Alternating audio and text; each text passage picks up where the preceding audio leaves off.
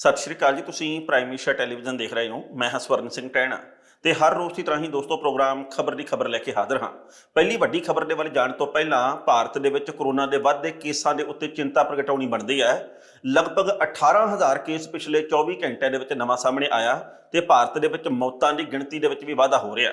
ਭਾਰਤ ਦੇ ਪ੍ਰਧਾਨ ਮੰਤਰੀ ਨਰਿੰਦਰ ਮੋਦੀ ਹੋਰਾਂ ਦੇ ਵੱਲੋਂ ਲੰਘੇ ਕੱਲ ਰਾਸ਼ਟਰ ਦੇ ਨਾਂ ਜੋ ਸੰਦੇਸ਼ ਜਾਰੀ ਕੀਤਾ ਗਿਆ 16 ਮਿੰਟ ਦਾ, ਉਹਦੇ ਵਿੱਚ ਉਹਨਾਂ ਨੇ ਇਹ ਗੱਲ ਕਹੀ ਹੈ ਕਿ ਦੇਸ਼ ਦੇ ਲੋਕਾਂ ਨੂੰ ਵੀ ਇਸ ਵਕਤ ਜ਼ਿੰਮੇਵਾਰੀ ਨਿਭਾਉਣ ਦੀ ਲੋੜ ਹੈ ਤੇ ਸਾਡੀ ਸਰਕਾਰ ਦੇ ਵੱਲੋਂ ਭਾਰਤ ਦੇ ਵਿੱਚ ਜੋ ਵੇਲੇ ਸਿਰ ਲੋਕਡਾਊਨ ਕਰ ਦਿੱਤਾ ਗਿਆ ਸੀ ਉਹਦੇ ਕਈ ਚੰਗੇ ਨਤੀਜੇ ਸਾਹਮਣੇ ਆਏ ਆ।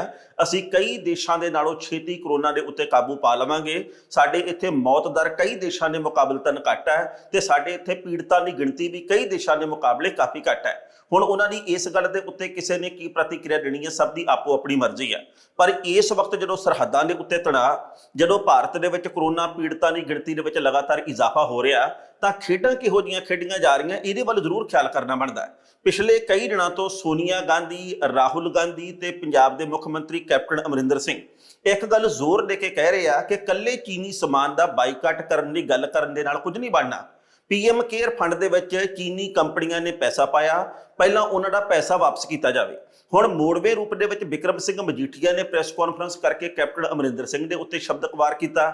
ਉਹਨਾਂ ਨੇ ਕਿਹਾ ਜੀ ਕਿ ਕੱਲੇ ਪੰਜਾਬ ਦੇ ਵਿੱਚ ਕਰੋਨਾ ਦੇ ਖਿਲਾਫ ਅਸੀਂ ਲੜਾਈ ਲੜਦੇ ਹਾਂ, ਆਹ ਗੱਲ ਕਹਿਣ ਦੇ ਨਾਲ ਤੇ ਚੀਨੀ ਸਮਾਨ ਦਾ ਬਾਈਕਾਟ ਕਰਨਾ ਇਹ ਗੱਲ ਕਹਿਣ ਦੇ ਨਾਲ ਕੁਝ ਨਹੀਂ ਬਣਦਾ।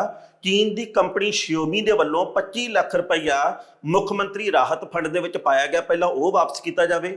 ਇਸ ਤੋਂ ਇਲਾਵਾ ਜੋ ਓਲਾ ਕੰਪਨੀ ਆ ਇਹਦੇ ਵਿੱਚ ਬਹੁਤ ਸਾਰੇ ਚੀਨੀ ਨਿਵੇਸ਼ਕਾਂ ਨੇ ਪੂੰਜੀ ਨਿਵੇਸ਼ ਕੀਤਾ ਹੋਇਆ ਤੇ 50 ਲੱਖ ਰੁਪਈਆ ਓਲਾ ਦੇ ਵੱਲੋਂ ਦਿੱਤਾ ਗਿਆ ਤੇ ਨਾਲੇ ਇਹ ਵੀ ਪੈਸਾ ਵਾਪਸ ਕਰੇ ਕੈਪਟਨ ਅਮਰਿੰਦਰ ਸਿੰਘ। ਬਾਅਦ ਦੀ ਗੱਲ ਬਾਅਦ ਦੇ ਵਿੱਚ ਕਰਾਂਗੇ।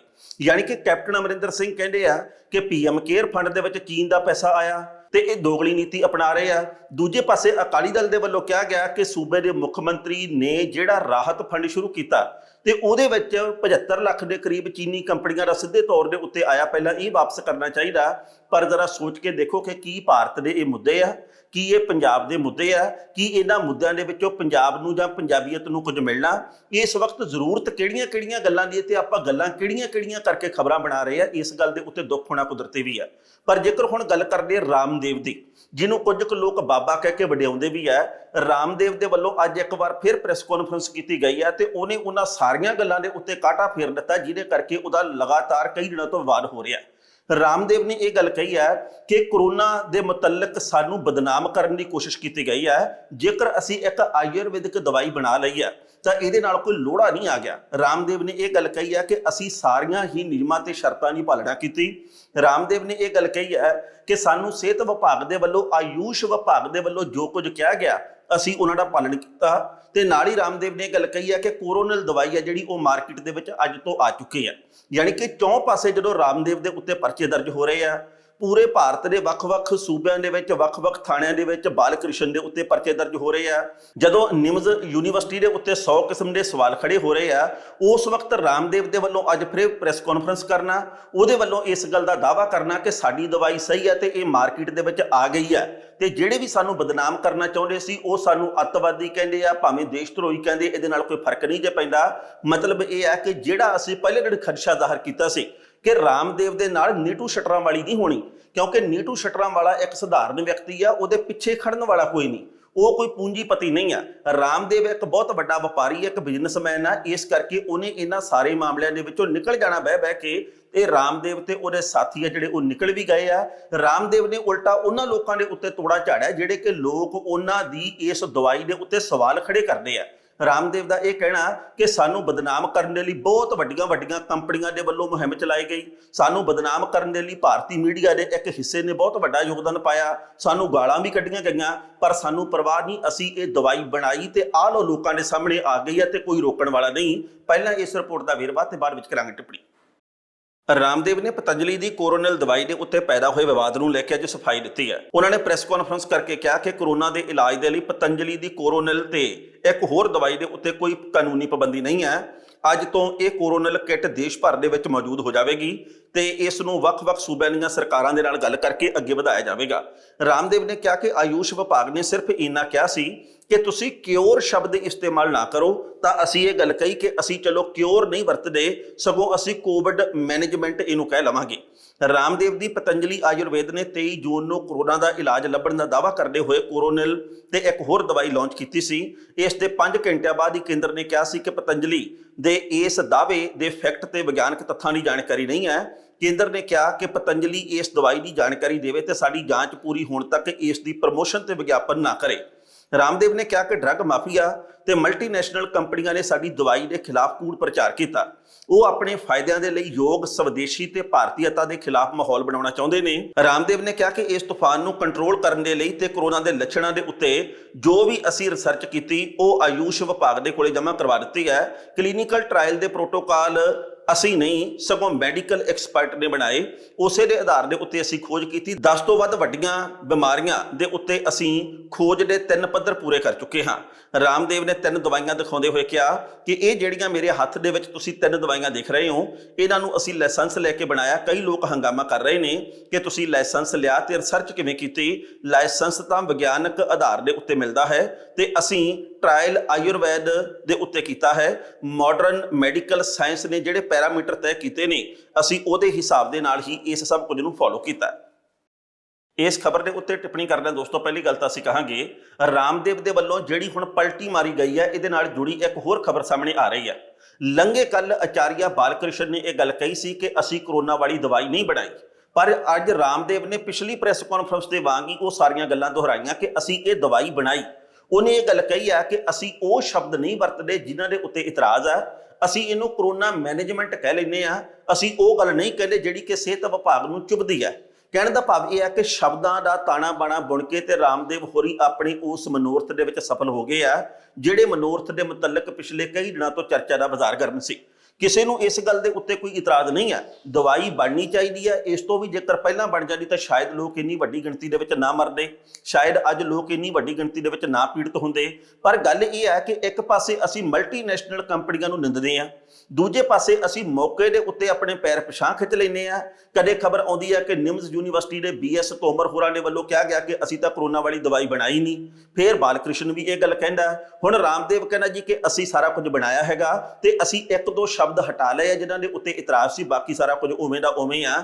ਯਾਨੀ ਕਿ ਸ਼ਬਦ ਜੇਕਰ ਤੁਸੀਂ ਅੱਗੇ ਪਿੱਛੇ ਕਰ ਲੈਂਦੇ ਹੋ ਤਾਂ ਫਿਰ ਤੁਹਾਡਾ ਕਾਰੋਬਾਰ ਚੱਲਦਾ ਰਹਿ ਸਕਦਾ। ਇਸ ਦਵਾਈ ਦੇ ਚੰਗੇ ਨਤੀਜੇ ਆਉਣ, ਲੋਕਾਂ ਨੇ ਟੁੱਟ ਕੇ ਪੈਣਾ, ਇਸ ਗੱਲ ਦਾ ਸਾਨੂੰ ਪੱਕਾ ਯਕੀਨ ਹੈ। ਦਵਾਈ ਨੂੰ ਲੋਕ ਤੰਦਰੁਸਤ ਹੋਣ, ਅਸੀਂ ਇਸ ਗੱਲ ਦੀ ਵੀ ਕਾਮਨਾ ਕਰਦੇ ਹਾਂ। ਪਰ ਗੱਲ ਫਿਰ ਉੱਥੇ ਆ ਕੇ ਮੁੱਕਦੀ ਹੈ ਕਿ ਤਕੜੇ ਦਾ ਹਮੇਸ਼ਾ ਸੱਤੀ ਨਹੀਂ 100 ਹੁੰਦਾ। ਇੱਥੇ ਨੀਟੂ ਸ਼ਟਰਾਂ ਵਾਲਾ ਜਿਹਨੇ ਕਿ ਅਗਿਆਨਤਾ ਵਸ ਬਹੁਤ ਗਲਤੀ ਕੀਤੀ ਸੀ, ਉਸੇ ਤਰੀਕੇ ਦੇ ਨਾਲ ਹੀ ਰਾਮਦੇਵ ਨੇ ਕੀਤੀ, ਪਰ ਦੋਵਾਂ ਦੀਆਂ ਸਜ਼ਾਵਾਂ ਦੇ ਵਿੱਚ ਫਰਕ ਹੈ।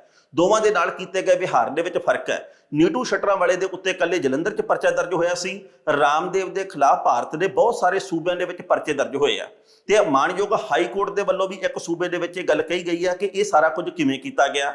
ਪਰ ਇਸ ਦੇ ਬਾਵਜੂਦ ਰਾਮਦੇਵ ਆਪਣੇ ਕਾਰੋਬਾਰ ਦੇ ਵਿੱਚ ਸਫਲ ਹੈ ਤੇ ਆਉਂਦੇ ਸਮੇਂ ਦੇ ਵਿੱਚ ਕੀ ਨਤੀਜੇ ਆਉਣਗੇ ਇਹ ਵਕਤ ਦੱਸੂਗਾ। ਪਰ ਭਾਰਤ ਦੇ ਵਿੱਚ ਤੇ ਖਾਸ ਕਰਕੇ ਪੰਜਾਬ ਦੇ ਵਿੱਚ ਜਿਸ ਤਰੀਕੇ ਦੇ ਨਾਲ ਕੋਰੋਨਾ ਦੀ ਦਵਾਈ ਦੇ ਉੱਤੇ ਚਰਚਾ ਚੱਲ ਰਹੀ ਹੈ ਤੇ ਜਿਸ ਤਰੀਕੇ ਦੇ ਨਾਲ ਪੰਜਾਬ ਦੇ ਸਿਹਤ ਵਿਭਾਗ ਦੇ ਮੰਤਰੀ ਬਲਵੀਰ ਸਿੰਘ ਸਿੱਧੂ ਨੇ ਲੱਗੇ ਕੱਲ ਗੱਲ ਕਹੀ ਹੈ ਕਿ ਪੰਜਾਬ ਦੇ ਵਿੱਚ ਰਾਮਦੇਵ ਦੀ ਕਰੋਨਾ ਦਵਾਈ ਨੂੰ ਅਸੀਂ ਨਹੀਂ ਵਿਕਣ ਦੇਵਾਂਗੇ ਜਿੰਨੀ ਦੇਰ ਤੱਕ ਇਹ ਸਾਰੇ ਮਾਪਦੰਡਾਂ ਦੇ ਉੱਤੇ ਖਰੀ ਨਹੀਂ ਉਤਰਦੀ। ਹੁਣ ਕੀ ਇਹ ਪੰਜਾਬ ਦੇ ਵਿੱਚ ਵਿਕੂ ਜਾਂ ਫਿਰ ਨਹੀਂ, ਇਹ ਵੀ ਵਕਤ ਨੇ ਬਿਆਨ ਕਰਨਾ। ਪਰ ਆਯੁਰਵੇਦ ਦੇ ਨਾਂ ਦੇ ਉੱਤੇ ਰਾਮਦੇਵ ਹੋਰਾਂ ਨੇ ਆਪਣੀ ਗੱਲ ਹੈ ਜਿਹੜੀ ਉਹ ਅੱਜ ਮੀਡੀਆ ਦੇ ਮੂਹਰੇ ਰੱਖੀ ਹੈ। ਇਹ ਗੱਲ ਕਿਸੇ ਨੂੰ ਕਿੰਨੀ ਕੁ ਪਸੰਦ ਹੈ, ਇਹ ਸਭ ਦੀ ਆਪੋ ਆਪਣੀ ਸੋਚਣ ਦੀ ਸ਼ਕਤੀ ਦੇ ਉੱਤੇ ਨਿਰਭਰ ਕਰਦੀ ਗੱਲ ਹੈ। ਸੋ ਇਸ ਵਕਤ ਭਾਰਤ ਦੇ ਵਿੱਚੋਂ ਕਰੋਨਾ ਮੁੱਕ ਜਾਵੇ, ਪੰਜਾਬ ਦੇ ਵਿੱਚ ਕਰੋਨਾ ਖਤਮ ਹੋ ਜਾਵੇ, ਇਸ ਗੱਲ ਦੀ ਅਸੀਂ ਹਮੇਸ਼ਾ ਕਾਮਨਾ ਕੀਤੀ ਹੈ। ਪਰ ਜਿਸ ਤਰੀਕੇ ਦੇ ਨਾਲ ਅਮਰੀਕਾ ਦੇ ਵਿੱਚ ਕੇਸਾਂ ਦੀ ਗਿਣਤੀ ਫਿਰ ਵਧਣ ਲੱਗ ਪਈ ਹੈ, ਲੰਘੇ 24 ਘੰਟਿਆਂ ਦੇ ਵਿੱਚ ਅਮਰੀਕਾ ਦੇ ਵਿੱਚ 40,000 ਨਵਾਂ ਕੇਸ ਆਇਆ। ਜਿਸ ਤਰੀਕੇ ਦੇ ਨਾਲ ਲੰਘੇ 24 ਘੰਟਿਆਂ ਦੇ ਵਿੱਚ ਭਾਰਤ ਦੇ ਵਿੱਚ 18,500 ਕੇਸ ਨਵਾਂ ਆਇਆ। ਜਿਸ ਤਰੀਕੇ ਨਾਲ ਪੰਜਾਬ ਦੇ ਮੁੱਖ ਮੰਤਰੀ ਕੈਪਟਨ ਅਮਰਿੰਦਰ ਸਿੰਘ ਨੇ ਕਿਹਾ ਕਿ ਪੰਜਾਬ ਦੇ ਵਿੱਚ ਇੱਕ ਦਿਨ ਦੇ ਵਿੱਚ 150 ਨਵਾਂ ਕੇਸ ਸਾਹਮਣੇ ਆ ਰਿਹਾ। ਸਥਿਤੀ ਸਾਡੇ ਸਭ ਦੇ ਸਾਹਮਣੇ ਆ, ਕੋਈ ਵੀ ਚੀਜ਼ ਲੁਕੀ ਨਹੀਂ ਆ। ਹੁਣ ਇਹਨਾਂ ਗੱਲਾਂ ਦਾ ਕਿਸ ਤਰੀਕੇ ਦੇ ਨਾਲ ਹੱਲ ਕੱਢਣਾ, ਇਸ ਮਸਲੇ ਦੇ ਉੱਤੇ ਕਿਹਨੇ ਕਿਵੇਂ ਰਾਜਨੀਤੀ ਕਰਨੀ ਆ, ਇਹਦੇ ਮੁਤਲਕ ਸਭ ਕੁਝ ਸਭ ਦੇ ਸਾਹਮਣੇ ਹਰ ਰੋਜ਼ ਆ ਰਿਹਾ। ਜ਼ਰੂਰਤ ਇਸ ਗੱਲ ਦੀ ਹੈ ਕਿ ਲੋਕ ਵੀ ਇਸ ਵਕਤ ਇਹਤਿਆਤ ਵਰਤਣ, ਕਿਉਂਕਿ ਰਾਸ਼ਟਰ ਦੇ ਨਾਂ ਸੰਬੋਧਨ ਕਰਦਿਆਂ ਪ੍ਰਧਾਨ ਮੰਤਰੀ ਨੇ ਇਹ ਵੀ ਗੱਲ ਕਹੀ ਕਿ ਲੋਕ ਜੇਕਰ ਪਾਲਣ ਕਰਨਗੇ ਤਾਂ ਮਸਲੇ ਦਾ ਹੱਲ ਨਿਕਲ ਸਕਦਾ। ਅਸੀਂ ਆਪਣੇ ਵੱਲੋਂ ਕੋਈ ਕਸਰ ਬਾਕੀ ਨਹੀਂ ਛੱਡ ਰਹੇ। ਉਹਨਾਂ ਨੇ ਆਪਾਂ ਜਾਣਦੇ ਹਾਂ ਕਿ ਗਰੀਬ ਅੰਨ ਕਲਿਆਣ ਯੋਜਨਾ ਜਿਹੜੀ ਸ਼ੁਰੂ ਕੀਤੀ ਹੈ ਉਹਦੇ ਬਾਬਤ ਵੀ ਬਹੁਤ ਸਾਰੀਆਂ ਗੱਲਾਂ ਬਾਤਾਂ ਕਹੀਆਂ। ਜ਼ਰੂਰਤ ਸਿਰਫ ਤੇ ਸਿਰਫ ਇਸ ਵਕਤ ਬਿਆਨਾਂ ਦੀ ਨਹੀਂ, ਜ਼ਰੂਰਤ ਇਸ ਵਕਤ ਇਸ ਗੱਲ ਦੀ ਹੈ ਕਿ ਵਿਗੜੇ ਹੋਏ ਮਸਲੇ ਨੂੰ ਅਸੀਂ ਹੱਲ ਕਿਵੇਂ ਕਰਨਾ। ਜ਼ਰੂਰਤ ਇਸ ਗੱਲ ਦੀ ਹੈ ਕਿ ਜਿਹੜੇ ਵੀ ਰਾਜਨੀਤਿਕ ਲੋਕ ਜਾਂ ਜਿਹੜੇ ਵੀ ਅਸਰ ਰਸੂਖ ਵਾਲੇ ਲੋਕ ਇਸ ਮੌਕੇ ਦੇ ਉੱਤੇ ਛੁਰਲੀਆਂ ਛੱਡਦੇ ਆ, ਉਹਨਾਂ ਨੂੰ ਕਿਸ ਤਰੀਕੇ ਦੇ ਨਾਲ ਕਾਬੂ ਕਰਨਾ। ਜੇਕਰ ਅਸੀਂ ਇਹਨਾਂ ਮਾਮਲਿਆਂ ਦੇ ਉੱਤੇ ਸਹੀ ਤਰੀਕੇ ਦੇ ਨਾਲ ਖਿਆਲ ਨਾ ਦੇ ਸਕੇ ਹਾਲੇ ਤੱਕ ਵੀ, ਤਾਂ ਫਿਰ ਆਉਂਦੇ ਸਮੇਂ ਦੇ ਵਿੱਚ ਪੰਜਾਬ ਤੇ ਸਮੁੱਚੇ ਭਾਰਤ ਦੇ ਵਿੱਚ ਸਮੱਸਿਆ ਦੇ ਵਿੱਚ ਹੋਰ ਵਾਧਾ ਹੋ ਜਾਣਾ। ਸੋ ਦਵਾਈ ਬਣੇ, ਚੰਗੀ ਦਵਾਈ ਬਣੇ, ਰੋਗ ਮੁਕਤ ਭਾਰਤ ਹੋਵੇ ਤੇ ਪੂਰੀ ਦੁਨੀਆ ਹੋਵੇ, ਇਹਦੀ ਅਸੀਂ ਕਾਮਨਾ ਕਰਦੇ ਹਾਂ। ਪਰ ਜਿਹੜੇ ਲੋਕ ਰਾਜਨੀਤਿਕ ਛੁਰਲੀਆਂ ਛੱਡਦੇ ਆ, ਜਿਹੜੇ ਲੋਕ ਸਮਾਜ ਸੇਵਾ ਦੇ ਨਾਂ ਦੇ ਉੱਤੇ, ਬਾਬਾਗਿਰੀ ਦੇ ਨਾਂ ਦੇ ਉੱਤੇ ਆਪਣਾ ਕਾਰੋਬਾਰ ਚਮਕਾਉਂਦੇ ਆ, ਉਹਨਾਂ ਦੇ ਉੱਤੇ ਹੈਰਾਨੀ ਹੁੰਦੀ ਹੈ ਕਿ ਕਿਸ ਤਰੀਕੇ ਨਾਲ ਸਿਆਸੀ ਸਰਪ੍ਰਸਤੀ ਦੇ ਚੱਲਦਿਆਂ ਉਹਨਾਂ ਦਾ ਕਾਰੋਬਾਰ ਅੱਗੇ ਤੋਂ ਅੱਗੇ ਵਧ ਰਿਹਾ। ਨਵਜੋਤ ਸਿੰਘ ਸਿੱਧੂ ਹੋਰਾਂ ਦੇ ਵੱਲੋਂ ਆਪਣੇ ਨਿੱਜੀ YouTube ਚੈਨਲ ਦੇ ਉੱਤੇ ਇਹ ਗੱਲ ਕਹੀ ਗਈ ਕਿ ਪੰਜਾਬ ਦੇ ਲੋਕਾਂ ਨੂੰ ਹੁਣ ਛੁਰਲੀਆਂ ਛੱਡਣ ਵਾਲੇ ਨੇਤਾਵਾਂ ਦੀ ਜ਼ਰੂਰਤ ਨਹੀਂ ਆ। ਨਵਜੋਤ ਸਿੰਘ ਸਿੱਧੂ ਨੇ ਇਹ ਗੱਲ ਕਹੀ ਕਿ ਪੰਜਾਬ ਦੇ ਵਿੱਚ ਕੁਝ ਇੱਕ ਲੋਕ ਇਹੋ ਜਿਹੇ ਜਿਹੜੇ ਕਿ ਰਾਜਨੀਤੀ ਦੇ ਉੱਤੇ ਕਾਬਜ਼ ਹੋ ਕੇ ਬੈਠ ਗਏ। ਉਹਨਾਂ ਨੇ ਇਹ ਗੱਲ ਕਹੀ ਹੈ ਕਿ ਮੈਨੂੰ ਪੰਜਾਬ ਦੀਆਂ ਸਾਰੀਆਂ ਦਰਪੇਸ਼ ਚੁਣੌਤੀਆਂ ਬਾਰੇ ਇਲਮ ਹੈ, ਮੈਨੂੰ ਕੱਲੀ ਗੱਲ ਦੇ ਬਾਬਤ ਜਾਣਕਾਰੀ ਹੈ ਕਿ ਪੰਜਾਬ ਕਿਹੜੀ ਵਿੱਥ ਦੇ ਵਿੱਚ ਹੈ ਤੇ ਕਿਹੜੀ ਪ੍ਰਕਿਰਿਆ ਦੇ ਵਿੱਚੋਂ ਤੇ ਕਿਹੜੀ ਸਮੱਸਿਆ ਦੇ ਵਿੱਚੋਂ ਗੁਜ਼ਰ ਰਿਹਾ। ਮੈਂ ਇਹ ਸਾਰਾ ਕੁਝ ਹੱਲ ਕਰ ਸਕਦਾ, ਮੈਨੂੰ ਸਾਰੇ ਕੁਝ ਦਾ ਤਜਰਬਾ ਹੈਗਾ। ਉਹਨਾਂ ਦੇ ਵੱਲੋਂ ਜਦੋਂ ਇਹ ਗੱਲ ਕਹੀ ਗਈ ਕਿ ਮੇਰੇ ਵਿੱਚ ਹੱਲ ਕਰਨ ਦੀ ਕਾਬਲੀਅਤ ਹੈ, ਤਾਂ ਮੰਨਿਆ ਇਹ ਜਾ ਰਿਹਾ ਕਿ ਨਵਜੋਤ ਸਿੰਘ ਸਿੱਧੂ ਨੂੰ ਇਸ ਗੱਲ ਦੀ ਪੂਰੀ ਆਸ ਹੈ ਕਿ ਰਾਜਨੀਤੀ ਦੇ ਵਿੱਚ ਮੇਰੇ 1.5 ਸਾਲ ਬਾਅਦ ਹੋਣ ਵਾਲੀਆਂ ਵੋਟਾਂ ਦੇ ਵਿੱਚ, ਪੈਣ ਵਾਲੀਆਂ ਵੋਟਾਂ ਦੇ ਵਿੱਚ ਪੈਰ ਪੱਕੇ ਹੋਣ ਦੀ ਪੂਰੀ ਸ਼ਾਇਦ ਉਹਨੂੰ ਆਸ ਹੈ। ਨਵਜੋਤ ਸਿੰਘ ਸਿੱਧੂ ਕਾਂਗਰਸ ਦੇ ਵਿੱਚ ਹੀ ਰਹੂ, ਆਮ ਆਦਮੀ ਪਾਰਟੀ 'ਚ ਜਾਊ, ਭਾਜਪਾ 'ਚ ਜਾਊ ਜਾਂ ਕੋਈ ਵੱਖਰਾ ਫਰੰਟ ਬਣਾਊ, ਇਹ ਵਕਤ ਦੇ ਉੱਤੇ ਨਿਰਭਰ ਕਰਨ ਦੀ ਗੱਲ ਹੈ। ਤੇ ਖਾਸ ਕਰਕੇ ਆਉਂਦੇ 1-1.5 ਮਹੀਨੇ ਦੇ ਵਿੱਚ ਇਹ ਗੱਲ ਸਾਫ਼ ਹੋ ਜਾਣੀ ਹੈ ਸ਼ਾਇਦ, ਇਸ ਕਰਕੇ ਕਿਉਂਕਿ ਕਾਂਗਰਸ ਨੇ ਨਵਾਂ ਪ੍ਰਧਾਨ ਚੁਣਨਾ, ਕਾਂਗਰਸ ਨੇ ਜ਼ਿਲ੍ਹਾ ਪ੍ਰਧਾਨਾਂ ਦੀ ਸੂਚੀ ਵੀ ਤਿਆਰ ਕਰਨੀ ਹੈ। ਸੋ ਉਦੋਂ ਜੇਕਰ ਸਹੀ ਤਰੀਕੇ ਨਾਲ ਨਵਜੋਤ ਸਿੰਘ ਸਿੱਧੂ ਨੂੰ ਐਡਜਸਟ ਕੀਤਾ ਗਿਆ, ਉਹਦੇ ਚਹੇਤਿਆਂ ਨੂੰ ਜੇਕਰ ਵੱਖ-ਵੱਖ ਥਾਵਾਂ ਦੇ ਉੱਤੇ ਥਾਂ ਦਿੱਤੀ ਗਈ, ਫਿਰ ਤਾਂ ਸ਼ਾਇਦ ਨਵਜੋਤ ਸਿੰਘ ਕਾਂਗਰਸ ਦੇ ਵਿੱਚ ਹੀ ਰਹਿਣਗੇ। ਤੇ ਜੇਕਰ ਨਾ ਕੁਝ ਕੀਤਾ ਗਿਆ ਇਹ, ਤਾਂ ਫਿਰ ਹੋ ਸਕਦਾ ਆਉਂਦੇ ਸਮੇਂ ਦੇ ਵਿੱਚ ਉਹ ਪੈਰ ਕਿਸੇ ਹੋਰ ਧਿਰ ਦੇ ਵੱਲ ਪੱਟ ਲੈਣ। ਪਰ ਹੁਣ ਇਹ ਵੀ ਜਾਣਕਾਰੀ ਮਿਲੀ ਹੈ ਕਿ ਸੁਖਪਾਲ ਸਿੰਘ ਖਹਿਰਾ ਵੀ ਨਵਜੋਤ ਸਿੰਘ ਸਿੱਧੂ ਦੇ ਹੱਕ ਦੇ ਵਿੱਚ ਆ ਗਏ ਆ। ਉਹਨਾਂ ਨੇ ਕਿਹਾ ਕਿ ਸਿੱਧੂ ਨੇ ਜਿਹੜੀ ਪੰਜਾਬ ਦੀ ਰਾਜਨੀਤੀ ਦੇ ਵਿੱਚ ਸਰਜੀਕਲ ਸਟ੍ਰਾਈਕ ਕੀਤੀ ਹੈ, ਇਹਨੂੰ ਸਲਾਮ ਕਰਨੀ ਬਣਦੀ ਹੈ। ਤੇ ਖਹਿਰੇ ਨੇ ਇਹ ਗੱਲ ਕਹੀ ਹੈ ਕਿ ਮੈਂ ਇਸੇ ਗੱਲ ਦੀ ਆਸ ਕਰਦਾ ਸੀ ਕਿ ਸਿੱਧੂ ਇਹੋ ਜਿਹਾ ਪਟਾਕਾ ਪਾਊ। ਤੇ ਖਹਿਰੇ ਨੇ ਇਹ ਗੱਲ ਕਹੀ ਹੈ ਕਿ ਪੰਜਾਬ ਦੇ ਹਿੱਤਾਂ ਦੀ ਖਾਤਰ ਜੇਕਰ ਸਿੱਧੂ ਇਸ ਤਰੀਕੇ ਨਾਲ ਨੰਗੇ ਧੜ ਲੜਦਾ ਤਾਂ ਅਸੀਂ ਬਿਨਾਂ ਕਿਸੇ ਅਹੁਦੇ ਦੇ, ਬਿਨਾਂ ਕਿਸੇ ਲਾਲਚ ਦੇ, ਬਿਨਾਂ ਕਿਸੇ ਲੰਬੜਦਾਰੀ ਦੇ ਉਹਦੇ ਨਾਲ ਤੁਰਨ ਨੂੰ ਤਿਆਰ ਹਾਂ। ਪਹਿਲਾਂ ਇਸ ਰਿਪੋਰਟ ਦਾ ਵੇਰਵਾ ਤੇ ਬਾਅਦ ਵਿੱਚ ਕਰਾਂਗੇ ਟਿੱਪਣੀ। ਆਮ ਆਦਮੀ ਪਾਰਟੀ ਦੇ ਸਾਬਕਾ ਨੇਤਾ ਸੁਖਪਾਲ ਸਿੰਘ ਖਹਿਰਾ ਨੇ ਪੰਜਾਬ ਦੇ ਤਰਸਯੋਗ ਹਾਲਾਤ ਦੇ ਉੱਤੇ ਦਲੇਰਾਨਾ ਬਿਆਨ ਦੇਣ ਦੇ ਲਈ ਨਵਜੋਤ ਸਿੰਘ ਸਿੱਧੂ ਨੂੰ ਵਧਾਈ ਦਿੱਤੀ ਹੈ। ਖਹਿਰਾ ਨੇ ਕਿਹਾ ਕਿ ਉਹ ਸਿੱਧੂ ਦੇ ਵਿਚਾਰਾਂ ਨਾਲ 100% ਸਹਿਮਤ ਨੇ ਕਿ 1% ਸਿਆਸੀ ਲੋਕਾਂ ਨੇ ਪੰਜਾਬ ਦੇ ਸਰਮਾਏ, ਸਰੋਤਾਂ ਤੇ ਸਰਕਾਰੀ ਖਜ਼ਾਨੇ ਨੂੰ ਰੱਜ ਕੇ ਲੁੱਟਿਆ, ਜਿਸ ਕਰਕੇ ਆਮ ਆਦਮੀ ਨੂੰ ਗੰਭੀਰ ਚੁਣੌਤੀਆਂ ਦਾ ਸਾਹਮਣਾ ਕਰਨਾ ਪੈ ਰਿਹਾ। ਖਹਿਰਾ ਨੇ ਕਿਹਾ ਕਿ ਜਿਵੇਂ ਅਸੀਂ ਜਾਣਦੇ ਹਾਂ ਕਿ ਪੰਜਾਬ 1985 ਤੱਕ ਇੱਕ ਸਰਪਲਸ ਸੂਬਾ ਸੀ ਤੇ ਖਜ਼ਾਨੇ ਦੇ ਉੱਤੇ ਕੋਈ ਕਰਜ਼ੇ ਦਾ ਬੋਝ ਨਹੀਂ ਸੀ। ਇਸ ਤੋਂ ਬਾਅਦ ਸੂਬੇ ਦੇ ਉੱਤੇ ਵਾਰੀ ਸਿਰ ਰਾਜ ਕਰਨ ਵਾਲੀਆਂ ਭ੍ਰਿਸ਼ਟ ਰਵਾਇਤੀ ਪਾਰਟੀਆਂ ਸੂਬੇ ਨੂੰ 2.5 ਲੱਖ ਕਰੋੜ ਦੇ ਵੱਡੇ ਕਰਜ਼ੇ ਦੀ ਮਾਰ ਹੇਠ ਲੈ ਆਈਆਂ, ਜਿਸ ਕਰਕੇ ਸੂਬੇ ਦਾ ਸਮੁੱਚਾ ਸਿਸਟਮ ਲਗਭਗ ਤਬਾਹ ਹੋ ਚੁੱਕਿਆ ਹੈ। ਇਹਨਾਂ ਰਵਾਇਤੀ ਪਾਰਟੀਆਂ ਦੇ ਕੁਸ਼ਾਸਨ ਤੇ ਭ੍ਰਿਸ਼ਟ ਕੰਮਾਂ ਦਾ ਅਸਲ ਸ਼ਿਕਾਰ ਸੂਬੇ ਦੀ 99% ਜਨਤਾ ਹੋ ਚੁੱਕੀ ਹੈ। ਸਾਡੀ ਸਿਹਤ ਤੇ ਸਿੱਖਿਆ ਪ੍ਰਣਾਲੀ ਪੂਰੀ ਤਰ੍ਹਾਂ ਢਹਿ ਢੇਰੀ ਹੋ ਚੁੱਕੀ ਹੈ ਤੇ ਲੱਖਾਂ ਦੀ ਤਾਦਾਦ ਦੇ ਵਿੱਚ ਨੌਜਵਾਨ ਬੇਰੁਜ਼ਗਾਰ ਨੇ, ਜਿਸ ਕਰਕੇ ਉਹ ਬਿਹਤਰ ਜ਼ਿੰਦਗੀ ਦੀ ਭਾਲ ਦੇ ਵਿੱਚ ਸੂਬੇ ਨੂੰ ਛੱਡ ਕੇ ਜਾ ਰਹੇ ਨੇ। ਖਹਿਰਾ ਨੇ ਕਿਹਾ ਕਿ ਸਿੱਧੂ ਨੇ ਪੰਜਾਬ ਦੀ ਬਿਮਾਰੀ ਨੂੰ ਹੁਣ ਪੂਰੀ ਤਰ੍ਹਾਂ ਪਛਾਣ ਕੇ ਇਸ ਦਾ ਸਫਾਇਆ ਕਰਕੇ ਪੰਜਾਬ ਨੂੰ ਇਸ ਤੋਂ ਮੁਕਤ ਕਰਨ ਦੇ ਲਈ ਸਰਜੀਕਲ ਸਟ੍ਰਾਈਕ ਦੀ ਗੱਲ ਕੀਤੀ ਹੈ ਤੇ ਸਮਾਂ ਵੀ ਇਸੇ ਗੱਲ ਦੀ ਮੰਗ ਕਰਦਾ ਸੀ। ਸਮਾਂ ਆ ਗਿਆ ਕਿ ਸਿੱਧੂ ਅੱਗੇ ਹੋ ਕੇ ਅਗਵਾਈ ਕਰਨ। ਖਹਿਰਾ ਨੇ ਸਿੱਧੂ ਨੂੰ ਭਰੋਸਾ ਦਿਵਾਇਆ ਕਿ ਲੰਮੇ ਸਮੇਂ ਤੋਂ ਭ੍ਰਿਸ਼ਟ ਰਵਾਇਤੀ ਪਾਰਟੀਆਂ ਦਾ ਜ਼ਬਰਦਸਤ ਵਿਰੋਧ ਕਰਨ ਵਾਲੇ ਲੋਕ ਤੇ ਉਹ ਪੰਜਾਬ ਦੇ ਸ਼ਾਨਾਮਤੇ ਰਾਜ ਨੂੰ ਬਚਾਉਣ ਦੇ ਲਈ ਇਸ ਉਦਮ ਦੇ ਵਿੱਚ ਬਿਨਾਂ ਸ਼ਰਤ ਉਹਨਾਂ ਦਾ ਸਮਰਥਨ ਕਰਨਗੇ। ਇਸ ਖਬਰ ਦੇ ਉੱਤੇ ਟਿੱਪਣੀ ਕਰਦੇ ਦੋਸਤੋ, ਪਹਿਲੀ ਗੱਲ ਤਾਂ ਅਸੀਂ ਕਹਾਂਗੇ ਜਿਹੜੀਆਂ ਵੀ ਖਬਰਾਂ ਇਸ ਵਕਤ ਪੰਜਾਬ ਦੀ ਰਾਜਨੀਤੀ ਦੇ ਵਿੱਚੋਂ ਉੱਠ ਰਹੀਆਂ, ਇਹ 1.5 ਸਾਲ ਅੱਗੇ ਦੇ ਮੱਦੇਨਜ਼ਰ ਜਾਰੀ ਹੋ ਰਹੀਆਂ। ਇਹ ਗੱਲ ਚੇਤੇ ਦੇ ਵਿੱਚੋਂ ਕੱਢਣੀ ਨਹੀਂ ਚਾਹੀਦੀ। ਹਾਲੇ ਜਿਵੇਂ ਮਹੀਨੇ ਕੱਟਣਗੇ, ਜਿਵੇਂ 1 ਸਾਲ 6 ਮਹੀਨੇ ਬਾਕੀ ਰਹਿ ਜਾਣਗੇ ਚੋਣਾਂ ਦੇ ਵਿੱਚ, ਰਾਜਨੀਤੀ ਦੇ ਵਿੱਚ ਉੱਤੋਂ ਥੱਲੀ ਬਹੁਤ ਸਾਰੀਆਂ ਇਹੋ ਜਿਹੀਆਂ ਖਬਰਾਂ ਆਉਣੀਆਂ ਜਿਹਦੇ ਬਾਬਤ ਅਸੀਂ ਕਿਆਸ ਨਹੀਂ ਸੀ ਕੀਤਾ। ਪੰਜਾਬ ਦੇ ਲੋਕ ਜਾਂ ਦੇਸ਼ ਦੁਨੀਆ ਦੇ ਵਿੱਚ ਵਸਦੇ ਜਿਹੜੇ ਪੰਜਾਬੀ ਆ, ਉਹ ਕਿਸੇ ਵੀ ਰਾਜਨੀਤਿਕ ਪਾਰਟੀ ਦੇ ਹੱਕ ਦੇ ਵਿੱਚ ਆਪਣੀ ਰਾਏ ਬਣਾਉਣ, ਪਰ ਉਹਨਾਂ ਨੂੰ ਪਹਿਲਾਂ ਅੱਗੋਂ ਪਿੱਛੋਂ ਸਭ ਕੁਝ ਪੜਤਾਲਣਾ ਚਾਹੀਦਾ ਕਿ ਲੰਘੇ ਵੇਲੇ ਦੇ ਵਿੱਚ ਕੀ ਹੋਇਆ, ਵਰਤਮਾਨ 'ਚ ਕੀ ਹੋ ਰਿਹਾ ਤੇ ਭਵਿੱਖ ਦੇ ਵਿੱਚ ਕੀ ਹੋਣਾ ਚਾਹੀਦਾ। ਇਸ ਕਰਕੇ ਹੀ ਜੇਕਰ ਉਹ ਸੋਚਣਗੇ, ਸਮਝਣਗੇ, ਵਿਚਾਰਨਗੇ, ਵੋਟ ਪਾਉਣ ਤੋਂ ਪਹਿਲਾਂ ਤਿਆਰ ਹੋਣਗੇ ਮਾਨਸਿਕ ਤੌਰ ਦੇ ਉੱਤੇ, ਤਾਂ ਪੰਜਾਬ ਦਾ ਕੁਝ ਬਣ ਸਕਦਾ ਹੈ। ਪਰ ਜਿਸ ਤਰੀਕੇ ਦੇ ਨਾਲ ਸੁਖਪਾਲ ਸਿੰਘ ਖਹਿਰਾ ਨੇ ਨੰਗੇ ਚਿੱਟੇ ਅੰਦਾਜ਼ ਦੇ ਵਿੱਚ ਨਵਜੋਤ ਸਿੰਘ ਸਿੱਧੂ ਦੇ ਹਾਂ ਦੇ ਵਿੱਚ ਹਾਂ ਭਰੀ ਹੈ, जिस तरीके दे नाल उन्होंने कहा भी सिद्धू की गल दे नाल मैं 100% सहमत हाँ, जिस तरीके नाल कहा कि सिद्धू ने कमाल की सर्जिकल स्ट्राइक की है तो असी उहदे नाल बिना शर्त हाज़रां नाल जुड़ के चलांगे। इस तो बाद पता लग जाता है कि आउंदे समय दे विच सिद्धू दे नाल मिल के सुखपाल सिंह खैरा पंजाब की राजनीति दे विच कुछ नवां करन दे बाबत सोच रहे हैं। ये की नवां होऊगा ते किहड़े रूप दे विच होऊगा ये तां वक्त ने अपने आप बयान करना, पर जरूरत इस वक्त इस गल दी है कि पंजाब दे वो मुद्दे जिहड़े कि खूह खाते पए होए आ, एक जना कोई बयान दिंदा दूजा उहदे उत्ते नवां बयान दे दिंदा, पंजाब दे असल मुद्दे गायब। फिर कोई निक्का मोटा मुद्दा चुकदे आ उहदे उत्ते राजनीति करके हफ्ते बाद वो मुद्दा गायब, फिर कोई होर मुद्दा चुक्या जांदा 20 दिन उहदे उत्ते खबरां बना के वो मुद्दा गायब। इन्हां गल्लां दे करके पंजाब कित्थों तुरिया सी ते कित्थे पहुंच गया ते किन्ना कंगाल होया पिया, आपां इहदे मुतलक सब कुछ जाणदे आ। नवजोत सिंह सिद्धू ने आउंदे समय च किहो जी पारी खेडणी आ, किहनूं किहनूं नाल लैके खेडणी आ, कि वो किसी होर धिर दे विच जाणगे जां कांग्रेस दे विच ही तरसली मचाउणगे, ये वक्त दसूगा। पर जरूरत इस वक्त इस गल दी है कि पंजाब की राजनीति दे विच सरगर्मी भी आवे ते सरगर्मी हां पक्षी आवे, ना कि स्वाद पक्षी। ਭਾਰਤ ਦੀ ਸਰਕਾਰ ਦੇ ਵੱਲੋਂ 59 ਦੇ ਕਰੀਬ ਚੀਨੀ ਐਪਸ ਆ ਜਿਹੜੀਆਂ ਉਹ ਬੰਦ ਕਰ ਦਿੱਤੀਆਂ ਗਈਆਂ, ਜਿਨ੍ਹਾਂ ਦੇ ਵਿੱਚ ਟਿਕਟੌਕ ਵੀ ਸ਼ਾਮਿਲ ਹੈ। ਟਿਕਟੌਕ ਦੇ ਨਾਲ ਕਈ ਲੋਕਾਂ ਦਾ ਰੁਜ਼ਗਾਰ ਵੀ ਜੁੜਿਆ ਸੀ, ਕਈ ਲੋਕ ਇਹਦੀ ਗਲਤ ਵਰਤੋਂ ਵੀ ਕਰਦੇ ਸੀ, ਕਈਆਂ ਦੇ ਵੱਲੋਂ ਸਹੀ ਤਰੀਕੇ ਦੇ ਨਾਲ ਵੀ ਵਰਤੋਂ ਕੀਤੀ ਗਈ ਹੈ। ਪਰ ਹੁਣ ਇਸ ਮਾਮਲੇ ਦੇ ਉੱਤੇ 100 ਤਰ੍ਹਾਂ ਦੇ ਵਿਚਾਰ ਆਮ ਲੋਕਾਂ ਦੇ ਸੋਸ਼ਲ ਮੀਡੀਆ ਦੇ ਉੱਤੇ ਆ ਰਹੇ ਆ। ਪਰ ਕੀ ਚੀਨੀ ਐਪਸ ਨੂੰ ਬੰਦ ਕਰਨ ਦੇ ਨਾਲ ਭਾਰਤ ਆਪਣਾ ਅਸਲ ਰੋਸ ਤੇ ਅਸਲ ਤਾਕਤ ਆ ਜਿਹੜੀ ਉਹ ਚੀਨ ਨੂੰ ਦਿਖਾ ਸਕੇਗਾ? ਕੀ ਇਹ ਸਿਰਫ ਤੇ ਸਿਰਫ ਇੱਕ ਨਿਆਣਮੱਤੀ ਗੱਲ ਹੈ ਜਾਂ ਢੁਕਵਾਂ ਫੈਸਲਾ ਕੀਤਾ ਗਿਆ ਭਾਰਤ ਦੀ ਸਰਕਾਰ ਦੇ ਵੱਲੋਂ? ਇਹ ਲੋਕਾਂ ਦੀ ਆਪੋ ਆਪਣੀ ਵਿਚਾਰਧਾਰਾ, ਲੋਕਾਂ ਦੀ ਆਪੋ ਆਪਣੀ ਰਾਏ ਹੈਗੀ ਆ। ਪਰ ਇੱਕ ਇਹ ਵੀ ਜਾਣਕਾਰੀ ਮਿਲੀ ਹੈ ਕਿ ਭਾਰਤ ਦੇ ਲੋਕ ਆ ਜਿਹੜੇ ਉਹ ਬਹੁਤ ਵੱਡੇ ਪੱਧਰ ਦੇ ਉੱਤੇ ਟਿਕਟੌਕ ਦੇ ਨਾਲ ਜੁੜੇ ਹੋਏ ਆ। ਹਰ ਤੀਜੇ ਬੰਦੇ ਦੇ ਪਿੱਛੇ ਇੱਕ ਭਾਰਤੀ ਆ ਜਿਹਦੇ ਵੱਲੋਂ ਕਿ ਟਿਕਟੌਕ ਐਪ ਨੂੰ ਡਾਊਨਲੋਡ ਕੀਤਾ ਗਿਆ। ਭਾਰਤ ਦੇ 20 ਕਰੋੜ ਲੋਕ ਆ ਜਿਹੜੇ ਉਹ ਪਿਛਲੇ ਲੰਮੇ ਸਮੇਂ ਤੋਂ ਹਰ ਰੋਜ਼ ਟਿਕਟੌਕ ਦੀ ਵਰਤੋਂ ਕਰਦੇ ਆ। 3 ਮਹੀਨੇ ਦੇ ਵਿੱਚ 22 ਤੋਂ ਲੈ ਕੇ 25 ਕਰੋੜ ਰੁਪਈਆ ਜਿਹੜਾ ਟਿਕਟੌਕ ਨੂੰ ਭਾਰਤ ਦੇ ਵਿੱਚੋਂ ਰੈਵਨਿਊ ਗਿਆ। ਤੇ ਟਿਕਟੌਕ ਦੀ ਇਸ ਵਕਤ ਇਹ ਮਨਸ਼ਾ ਸੀ ਕਿ ਇਸ ਵਿੱਤੀ ਵਰੇ ਦੇ ਵਿੱਚ 100 ਕਰੋੜ ਰੁਪਏ ਤੋਂ ਵੱਧ ਅਸੀਂ ਭਾਰਤ ਦੇ ਵਿੱਚੋਂ ਖੱਟਣਾ ਕਮਾਉਣਾ, ਪਰ ਐਤਕੀ ਇਹ ਮਨਸ਼ਾ ਉਹਨਾਂ ਦਾ ਸਫਲ ਨਹੀਂ ਹੋਣਾਗਾ। ਭਾਰਤ ਦੀ ਸਰਕਾਰ ਦੇ ਇਸ ਫੈਸਲੇ ਦੇ ਮੁਤਲਕ ਤੁਹਾਡੀ ਰਾਏ ਕੁਝ ਵੀ ਹੋ ਸਕਦੀ ਹੈ, ਪਰ ਪਹਿਲਾਂ ਇਸ ਰਿਪੋਰਟ ਦਾ ਵੇਰਵਾ ਤੇ ਬਾਅਦ ਵਿੱਚ ਕਰਾਂਗੇ ਟਿੱਪਣੀ। लद्दाख सरहद के उत्ते भारत ते चीन दीआं फौजां दरमियान जारी तणाव दरमियान केंद्र की सरकार दे वल्लों चीन दीआं 59 एप्स नूं भारत दे विच बंद कर दिता गया। केंद्र सरकार दे इस कदम नूं सोशल मीडिया दे उत्ते डिजिटल सर्जिकल स्ट्राइक करार दिता गया। जिहड़ियां 59 एप्स दे उत्ते पाबंदियां लाईआं गईआं ने उन्हां दे विच एक टिकटॉक भी शामिल है। मोबाइल ऐप इंटैलीजेंस दे विच काम करन वाली सेंसर टावर की रिपोर्ट के मुताबिक टिकटॉक डाउनलोड करन वालियां दे विच सब तो वध भारतीय यूजर्स ने। हुण तक भारत दे विच टिकटॉक नूं 61 करोड़ तो वध वार डाउनलोड किया जा चुका है, यानी कि जिन्ने लोग डाउनलोड टिकटॉक नूं कर रहे हैं उहदे विचों हर 3 यूजर्स के पिछे एक भारतीय यूजर है।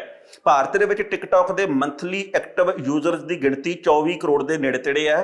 इसका मतलब ये होया कि भावें 61 करोड़ वार डाउनलोड ये ऐप हो चुकी है, पर ये 20 करोड़ लोग इहे ने जो महीने दे विच घट्टो घट्ट एक बार टिकटॉक के उत्ते आउंदे ने। इन्ना ही नहीं, टिकटॉक नूं जिन्ना भारतीय ने डाउनलोड किया उन्ना तां इस नूं चीन दे विच भी डाउनलोड नहीं किया गया। चीन दे विच हुण तक इस ऐप नूं 20 करोड़ वार डाउनलोड किया गया ते अमरीका दे विच इस नूं 16 करोड़ तो वध वार डाउनलोड किया गया। ये वक्री गल है कि हर रोज़ इसकी वरतों करन वालियां दी गिणती उत्थे काफ़ी घट है। दुनिया भर दे विच टिकटॉक के जिन्ने डाउनलोड्स ने उहदे विचों 30.3% डाउनलोड इकल्ले भारत दे विच ने। दूजे नंबर के उत्ते चीन है जिथे कुल डाउनलोड्स दे विच 9.7% की दर है। हाल ही दे विच सेंसर टावर की एक रिपोर्ट आई सी। इस रिपोर्ट दे विच 2020 की पहली तिमाही यानी कि जनवरी तो मार्च तक के अंकड़े सन। इस रिपोर्ट के मुताबिक इस साल जनवरी तो मार्च महीने दरमियान टिकटॉक नूं दुनिया भर दे विच 31 करोड़ तो वध वार डाउनलोड किया गया। सेंसर टावर की रिपोर्ट दसदी है कि 2016 तो लैके 2019 तक गूगल प्ले स्टोर ते सब तो वध डाउनलोड होने वाली ऐप दे विच WhatsApp का नाम पहले नंबर ते हुंदा सी, पर 2020 की पहली तिमाही दे विच WhatsApp नूं पिछे छड्ड के टिकटॉक पहले नंबर के उत्ते आ गई। गूगल प्ले स्टोर तो करीब 25 करोड़ वार टिकटॉक नूं डाउनलोड किया गया, जबकि एप्पल के ऐप स्टोर दे विच 6.7 करोड़ तो वध वार इस नूं डाउनलोड किया गया है। इस खबर के उत्ते टिप्पणी करने दोस्तों पहली गल तो असीं कहांगे इस वक्त बहुत सारे चीनी मोबाइल फोन भी इहो जिहे आ, वड्डियां वड्डियां कंपनियां जिहदे विच वीवो भी है, जिहदे विच ओप्पो भी है, जिहदे विच होर कंपनियां भी है जिहड़ियां भारत दे विच बहुत वड्डा कारोबार कर रहीआं। जेकर असीं चीनी ऐप्स नूं बंद कर सकदे हां तां की असीं चीन दे बने हुए तैयार कीते हुए उन्हां दीआं कंपनियां दे मोबाइलां नूं भी भारत दे विच बंद करांगे? हुण वड्डा सवाल ये है। ਉਸ ਤੋਂ ਅਗਲੀ ਗੱਲ ਇਹ ਹੈ ਕਿ ਹੋਰ ਬਹੁਤ ਸਾਰੇ ਕੰਮ ਤੇ ਬਹੁਤ ਸਾਰੇ ਕਾਰੋਬਾਰ ਇਹੋ ਜਿਹੇ ਆ ਜਿਨ੍ਹਾਂ ਦੇ ਲਈ ਸਾਨੂੰ ਚੀਨ ਦੀ ਮਦਦ ਲੈਣੀ ਪੈਂਦੀ ਆ। ਉੱਥੇ ਬਣੀਆਂ ਹੋਈਆਂ ਚੀਜ਼ਾਂ ਨੂੰ ਭਾਰਤ ਦੇ ਲੋਕ ਮਜਬੂਰੀ ਦੇ ਵਿੱਚ ਜ਼ਰੂਰੀ ਤੌਰ ਦੇ ਉੱਤੇ ਵਰਤਦੇ ਆ। ਕੀ ਭਾਰਤ ਦੇ ਵੱਲੋਂ ਉਹਨਾਂ ਸਾਰੀਆਂ ਚੀਜ਼ਾਂ ਦਾ ਖੁਦ ਨਿਰਮਾਣ ਕੀਤਾ ਜਾਊਗਾ ਵੀ ਅਸੀਂ ਚੀਨ ਦੇ ਸਮਾਨ ਦਾ ਮੁਕੰਮਲ ਬਾਈਕਾਟ ਕਰਨਾ? ਹੁਣ ਇਸ ਮਾਮਲੇ ਤੇ ਇਹ ਵੀ ਪਤਾ ਲੱਗਾ ਕਿ WhatsApp ਦੇ ਭਾਰਤ ਦੇ ਇੱਕ ਸੀਨੀਅਰ ਅਧਿਕਾਰੀ ਨੇ ਕਿਹਾ ਕਿ ਨਾ ਤਾਂ ਅਸੀਂ ਭਾਰਤੀ ਲੋਕਾਂ ਦਾ ਡਾਟਾ ਖੁਦ ਕਦੇ ਚੀਨ ਨੂੰ ਦਿੱਤਾ ਤੇ ਨਾ ਹੀ ਭਾਰਤੀ ਲੋਕਾਂ ਦਾ ਡਾਟਾ ਅਸੀਂ ਕਿਸੇ ਹੋਰ ਦੇਸ਼ਾਂ ਦੇ ਵਿੱਚ ਨਸ਼ਰ ਕੀਤਾ। ਇਹ ਗੁਪਤ ਜਾਣਕਾਰੀਆਂ ਅਸੀਂ ਕਦੇ ਨਸ਼ਰ ਨਹੀਂ ਕੀਤੀਆਂ, ਪਰ ਜਿਹੜੀ ਕਾਰਵਾਈ ਕੀਤੀ ਗਈ ਹੈ ਇਹ ਮਰਜ਼ੀ ਭਾਰਤ ਦੀ ਹੈ। ਅਸੀਂ ਇਸ ਮਾਮਲੇ ਦੇ ਉੱਤੇ ਕੁਝ ਨਹੀਂ ਕਹਿੰਦੇ। ਪਰ ਮੈਂ ਅੱਜ ਇੱਕ ਰਿਪੋਰਟ ਪੜ੍ਹੀ ਹੈ ਜਿਹਦੇ ਵਿੱਚ ਇਹ ਵੀ ਪਤਾ ਲੱਗਾ ਕਿ ਭਾਰਤ ਦੇ ਕਈ ਲੋਕ ਇਹੋ ਜਿਹੇ ਆ ਜਿਨ੍ਹਾਂ ਨੂੰ ਟਿਕਟੌਕ ਨੇ ਇੱਕ ਇਹੋ ਜਿਹਾ ਮੰਚ ਪ੍ਰਦਾਨ ਕੀਤਾ ਜਿਹਦੇ ਕਰਕੇ ਉਹਨਾਂ ਦਾ ਰੋਟੀ ਟੁੱਕ ਚੱਲ ਪਿਆ। ਪਰ ਦੂਜੀ ਗੱਲ ਇਹ ਵੀ ਹੈ ਇਸ ਵਕਤ ਕਿ ਭਾਰਤ ਦੇ ਉਹਨਾਂ ਲੋਕਾਂ ਦੀ ਗਿਣਤੀ ਵੀ ਘੱਟ ਨਹੀਂ ਸੀ ਜਿਹੜੇ ਕਿ WhatsApp ਦੇ ਉੱਤੇ ਹੋਛੀਆਂ ਹਰਕਤਾਂ ਕਰਕੇ ਆਪਣੀ ਅਕਸ ਨੂੰ ਸਵਾਲਾਂ ਦੇ ਘੇਰੇ ਦੇ ਵਿੱਚ ਲੈ ਕੇ ਆਏ ਸੀ। ਸੋ ਵਕਤ ਦੇ ਮੁਤਾਬਕ ਪਤਾ ਲੱਗਣਾ ਕਿ ਆਉਂਦੇ ਸਮੇਂ ਦੇ ਵਿੱਚ ਭਾਰਤ ਦੀ ਸਰਕਾਰ ਹੋਰ ਕਿਹੜੇ-ਕਿਹੜੇ ਤਿੱਖੇ ਤੇ ਸਖਤ ਫੈਸਲੇ ਚੀਨ ਦੇ ਖਿਲਾਫ ਲੈਂਦੀ ਹੈ। ਹਾਲ ਦੀ ਘੜੀ ਇਹ ਜਾਪਦਾ ਕਿ ਇਹ ਇੱਕ ਬਹੁਤ ਛੋਟੀ ਜੀ ਕਾਰਵਾਈ ਕੀਤੀ ਗਈ ਹੈ, ਜਿਵੇਂ ਕਿ ਅਸੀਂ ਕਿਸੇ ਨੂੰ ਘੁਰਕੀ ਮਾਰਨ ਦੇ ਲਈ ਇਹ ਕਹੇਗੇ ਜੀ ਕਿ ਅਸੀਂ ਆਹ ਕੁਛ ਕਰ ਦਿੰਦੇ ਹੁੰਨੇ ਆ ਤੇ ਇਦੋਂ ਬਾਅਦ ਅਸੀਂ ਉਹ ਵੀ ਕਰ ਦਿਆਂਗੇ ਜਿਹਦੇ ਤੋਂ ਤੁਹਾਨੂੰ ਬਹੁਤ ਡਰ ਲੱਗਦਾ, ਜਿਹੜੀ ਤੁਹਾਡੀ ਕਮਜ਼ੋਰੀ ਹੈ। ਸੋ ਵਕਤ ਦੱਸੂਗਾ ਕਿ ਆਉਂਦੇ ਸਮੇਂ ਦੇ ਵਿੱਚ ਭਾਰਤ ਦੇ ਵੱਲੋਂ ਚੀਨ ਨੂੰ ਸਬਕ ਸਿਖਾਉਣ ਦੇ ਲਈ ਹੋਰ ਕੀ ਕੁਝ ਕੀਤਾ ਜਾਂਦਾ ਹੈ। ਪਰ ਫਿਲਹਾਲ ਜਿਹੜੀਆਂ 59 ਐਪਸ ਚੀਨ ਦੀਆਂ ਬੰਦ ਕੀਤੀਆਂ ਭਾਰਤ ਨੇ, ਇਹਦੇ ਉੱਤੇ ਕਈ ਤਰ੍ਹਾਂ ਦੀ ਰਲਵੀਂ ਮਿਲਵੀਂ ਪ੍ਰਤੀਕਿਰਿਆ ਸਭ ਦੇ ਸਾਹਮਣੇ ਆ ਰਹੀ ਹੈ। ਖਬਰਾਂ ਦੇ ਉੱਤੇ ਵਿਚਾਰ ਚਰਚਾ ਦੋਸਤੋ ਹੋਰ ਵੀ ਕੀਤੀ ਜਾ ਸਕਦੀ ਸੀ, ਪਰ ਜੋ ਵਕਤ ਦੀ ਘਾਟ ਰੁਕਣ ਦਾ ਇਸ਼ਾਰਾ ਕਰ ਰਹੀ ਹੈ। ਕੱਲ ਨੂੰ ਇਸੇ ਵੇਲੇ ਖਬਰ ਦੀ ਖਬਰ ਲੈ ਕੇ ਫਿਰ ਹਾਜ਼ਰ ਹੋਵਾਂਗੇ। ਉਦੋਂ ਤੱਕ ਲਈ ਦਿਓ ਆਗਿਆ। ਬਹੁਤ ਬਹੁਤ ਮਿਹਰਬਾਨੀ।